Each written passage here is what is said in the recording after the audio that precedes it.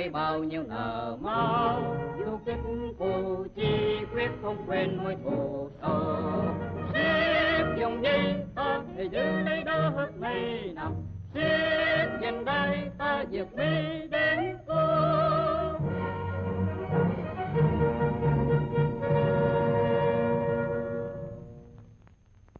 Củ Chi, vùng đồng bằng phù sa trên hữu ngạn sông Sài Gòn mênh mông, với dòng nước hiền hòa ngày đêm lên xuống.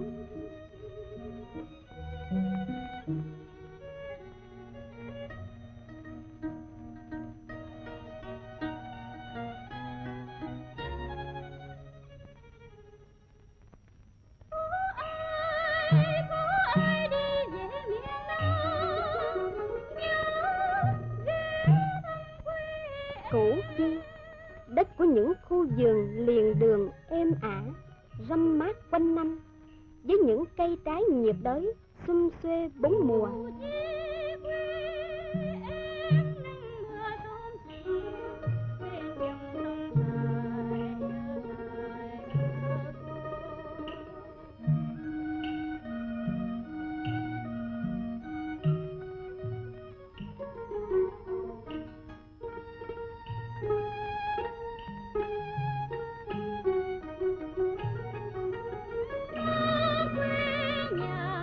Củ Chi, đất của những sở cao su bằng phẳng như một sân băng thênh thang, trăm đường ngàn lối.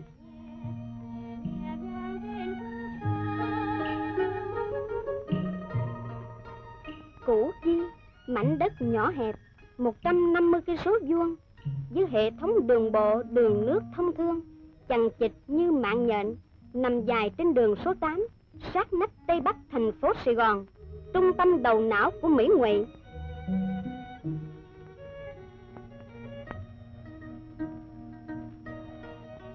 Với vị trí ấy, với địa hình ấy, với thiên nhiên ấy, bao thời rồi, Củ Chi là nơi cắm trại vui chơi của khách đô thị lúc nghỉ ngơi, là đất của lao động hiền lành, đất của cuộc sống đồng quê hồn nhiên tươi tắn,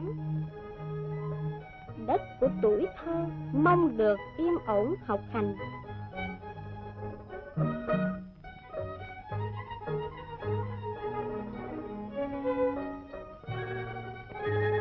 Nhưng bọn cướp Mỹ tàn bạo quyết lòng hủy diệt mảnh đất nhỏ hẹp hiền lành này của miền Nam nước Việt Nam, cách xa nước Mỹ hàng vạn dặm.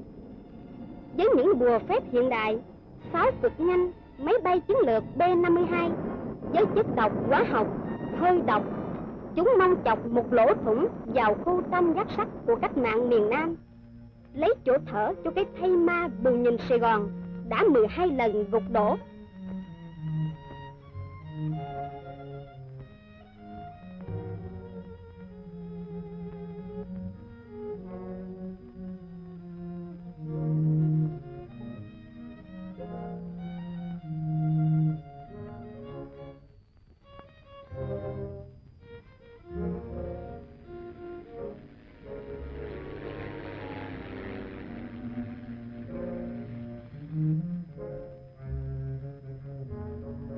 Như một bầy quỷ dữ tham lam điên loạn, chúng đánh vào đàn bà con trẻ, chúng đánh vào trâu bò gà vịt, chúng đánh vào cây lá, chúng đánh vào đất, chúng đánh vào nồi niêu son chảo, chúng đánh vào cả tượng Phật. Bao nhiêu làng mạc trù phố của Củ Chi bị bom đạn qua thành đốn hủy diệt man sợ như ấp Trảng Lắm này. Sang bằng tất cả, dọn đường xong, bọn chúng rầm rầm rộ rộ xông vào thiên la địa võng của du kích Củ Chi. Họ là ai? Đó là những Trần Thị Gừng, người con gái bé bỏng mất cha, mạnh bằng mối thù nhà nợ nước, người thấp nhỏ hơn lòng chiến hào, mặt căm hờn nhấc lên cao khỏi mặt đất. Chỉ bằng súng trường lựu đạn, một ngày đánh lui hàng chục đợt xung phong của đám lính nhà nghề thiện chiến. Bằng mấy trận đánh phủ đầu, tổ của Gừng diệt 118 tên giặc Mỹ.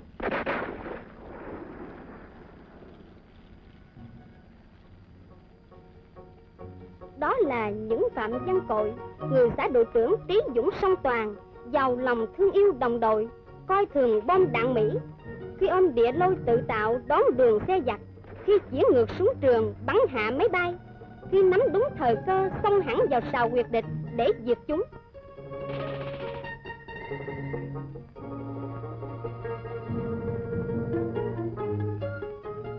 Qua mấy đợt đầu đánh Mỹ, một mình anh đã hạ hàng trăm tên địch, đạt 3 danh hiệu kiện tướng diệt Mỹ, kiện tướng diệt xe cơ giới, kiện tướng diệt máy bay. Và cả đội du kích xã Đức Hiệp của anh đều trở thành dũng sĩ diệt Mỹ. Đó là những ba nì, người nông dân chất phác, cả đời trần lưng cày cuốc, lần đầu đánh giặc đã tính được chính xác đường đi nước bước của binh tướng Mỹ, quen hành quân theo một kế hoạch khoa học để đặt mìn gài lựu đạn đúng chỗ diệt chúng.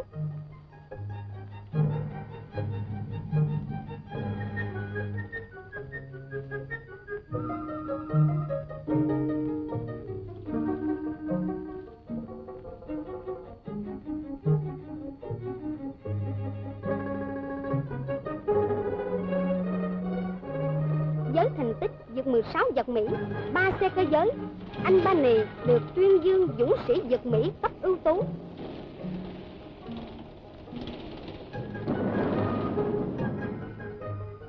Đó là những Võ Thị Mô, người nữ thanh mảnh dẻ xinh đẹp của nhuận Đức, ưa lời ca hơn tiếng bom đạn, tay yếu chân mềm nhưng quyết tâm lại lớn. Các anh đi tới đâu, em đi tới đó. Khi xuống trường, khi súng phóng lựu đạn, 8 ngày liền bám sát địch, trong trận chiến đấu đầu tiên đạt danh hiệu dũng sĩ diệt Mỹ.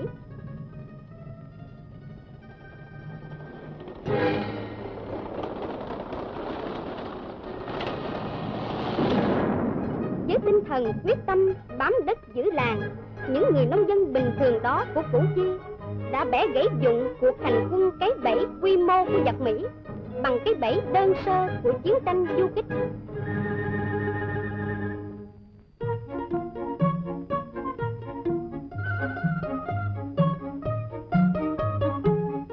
Giặc đến là đánh, giặc đi lại khẩn trương củng cố lực lượng. Bom bi không nổ, đạn đại bác tịch ngòi, xác xe bọc thép, xác máy bay Mỹ bỏ lại trên chiến trường Củ Chi, được nhặt nhạnh đưa vào các công xưởng của du kích, trở thành những món võ khí độc đáo có sức quật đổ chiến xa, diệt hàng bầy giặc Mỹ. Học tập sáng kiến của kiện tướng Phạm Văn Cội, anh em du kích Củ Chi đã sáng chế ra những bàn gỗ gắn nhiều trái bom bi làm bệ phóng. Những trái pháo lép được khoan đầu tra kiếp nổ đặt dưới bệ phóng bom bi. Cả hai cùng chôn theo một độ nghiêng trên mặt đất có nghi trang. Khi xe giặc càng vào, du kích chập dây điện, tức khắc trái nổ, phóng bệ bom bi bay tới mục tiêu diệt địch. Mặc dù lấy được của Mỹ nhiều loại súng mới nhất, tiểu liên cực nhanh, súng phóng lựu đạn M79, du kích Củ Chi vẫn không ngừng tăng cường lối đánh cổ truyền của mình, hầm trong, hố trong, thứ cạm bẫy trước kia chỉ dùng để bắt thú rừng. Trên đất Củ Chi, đến nơi nào giặc Mỹ đều có thể sụp vào bẫy chết. Mỗi nhà là một ổ chiến đấu, mỗi người là một dũng sĩ diệt Mỹ. Đó là sức mạnh vô địch của du kích Củ Chi.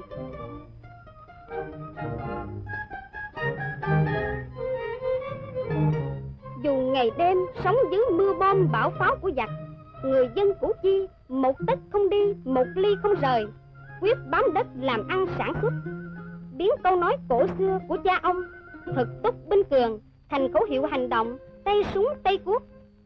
Giặc đánh phá ban ngày, họ cày cuốc ban đêm. Trên những thửa ruộng bờ mương đầy rẫy mảnh bom mảnh đạn, vượt mọi khó khăn, họ vẫn cày cấy để du kích ăn no đánh thắng.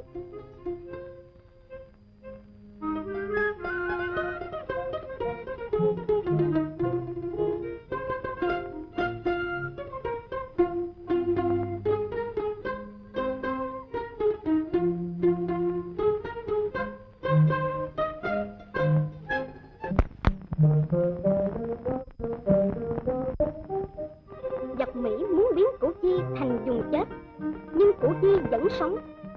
Không sống được trên mặt đất, Dù có nóng bức chật chội đôi chút, nhưng nhờ khéo tổ chức, cuộc sống tự do trong lòng đất vẫn thoải mái bình thường. Vẫn nấu nướng, ăn uống, nghỉ ngơi, vẫn họp hành, học tập, vẫn chiếu bóng văn công, vẫn tiếp khách, mua bán, họp chợ ngay trong lòng đất.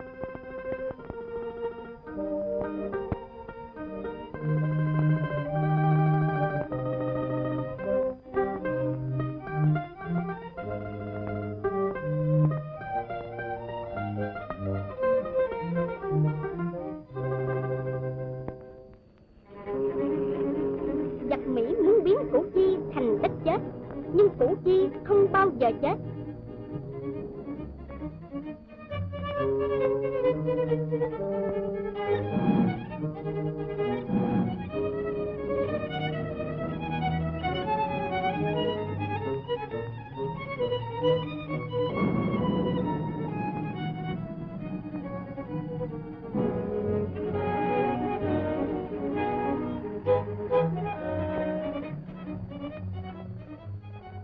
Với thông ấp chiến đấu xây dựng công phu, Củ Chi trở thành cái bẫy chết khổng lồ dành cho quân xâm lược Mỹ.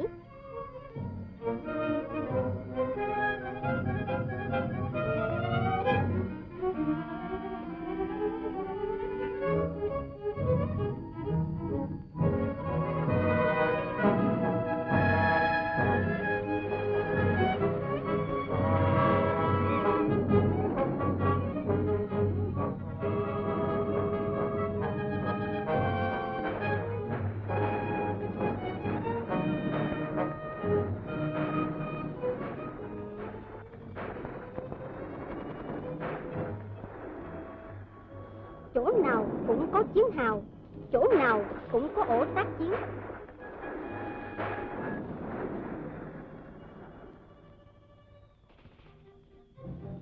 Sâu dưới lòng đất lại có đường hầm nhiều ngách nhiều tầng hiểm hóc, kết thành một hệ thống công sự liên hoàn, nối liền xóm này với xóm khác, ấp này với ấp khác, xã này với xã khác, đảm bảo cho du kích tiến có thế công, lui có thế thủ, bất luận gặp tình huống nào cũng giữ thế chủ động. Nhờ hệ thống công sự chiến đấu vững như lũy thép đó, những đội du kích Củ Chi nhỏ bé bằng võ khí thô sơ đủ sức chặn đứng được địch ở ngoài làng trong nhiều ngày liền. Khi địch liều lĩnh xông vào, lại có thể theo sát chúng từng bước, đánh chúng liên miên hết ngày này qua ngày khác. Khi thì từ lòng đất nhô lên đón đầu bắn tỉa, khi thì luồn sau lưng đánh tới, khi thì xông ra tập kích bất ngờ, thoát ẩn thoát hiện, thiên biến vạn hóa, đến nỗi tướng tá Mỹ phải khủng khiếp kêu lên: du kích Việt Cộng chẳng thấy đâu mà ở đâu cũng có.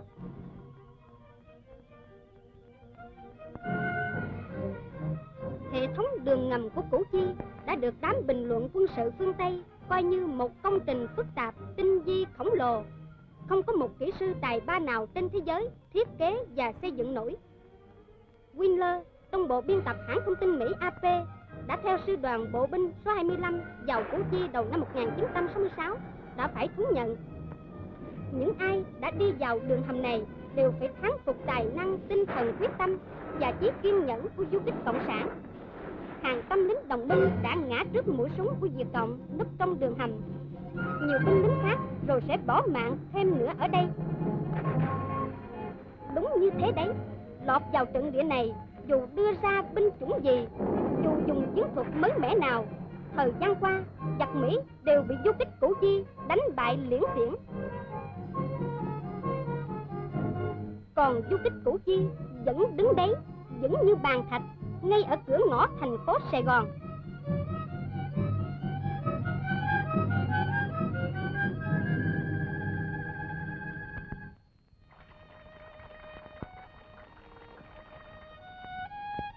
Cuộc chiến đấu dù vô cùng gay go ác liệt, nhưng với khôn ấp chiến đấu kiên cố, với tinh thần quyết tâm và chủ động, với tư thế của người chiến thắng, quân dân Củ Chi ngày ngày vẫn có những giờ phút vui tươi sôi nổi. Bom tấn pháo bày vẫn không làm tắt nổi tiếng đàn tiếng hát của Củ Chi. Họ chiến đấu kiên cường không biết mỏi, sẵn sàng đương đầu với bất kỳ kẻ địch nào dù mạnh đến đâu, là để giữ lấy ruộng vườn tươi tốt, cuộc sống tự do, cũng là để giữ lấy cả tiếng hát ngọt ngào của quê hương.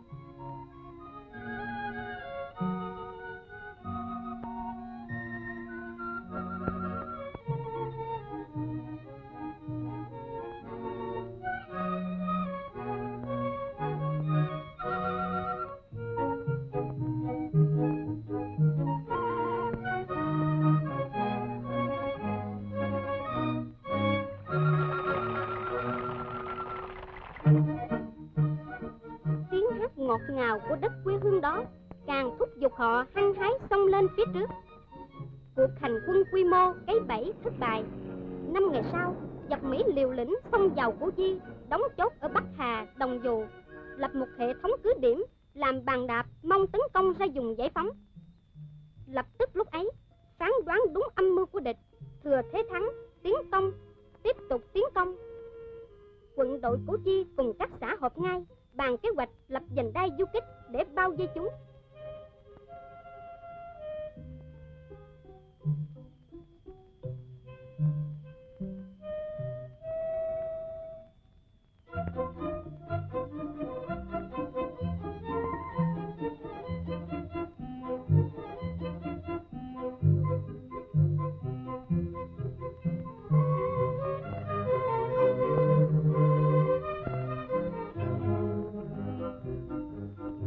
Dưới một lòng, nam nữ thanh niên các xã sôi nổi hưởng ứng kế hoạch, tấp nập lên quận ghi tên đến vành đai diệt Mỹ.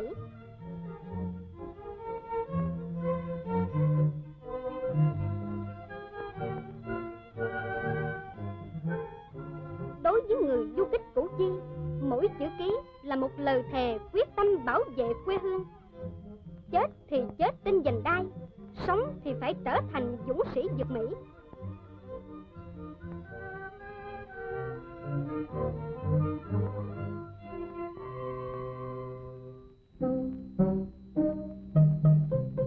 Tại vành đai du kích, mặt giáp mặt với quân thù, tuy sống cảnh mưa bom bão đạn, du kích Củ Chi không một phút chịu bó tay.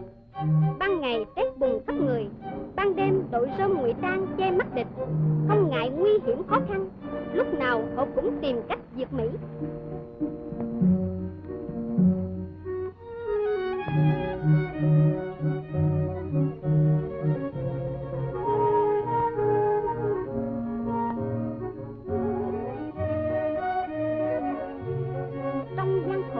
Tình quân dân càng kết chặt.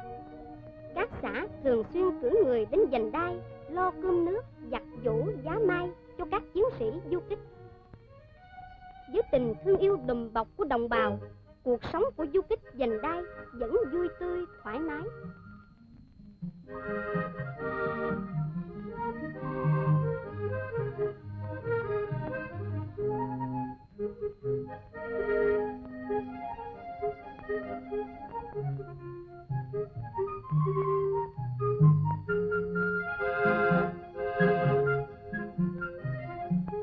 Nhờ khéo tổ chức lực lượng, nhờ giỏi xây dựng trận địa, nhờ tài hợp đồng chiến đấu, nhờ biết vận dụng linh hoạt các lối đánh tích cực, vành đai du kích Củ Chi ngay từ đầu đã giành được quyền chủ động đánh địch tới tấp, càng ngày càng siết chặt vòng dây, biến căn cứ tiến công của giặc Mỹ thành cái chốt phòng thủ chết cứng.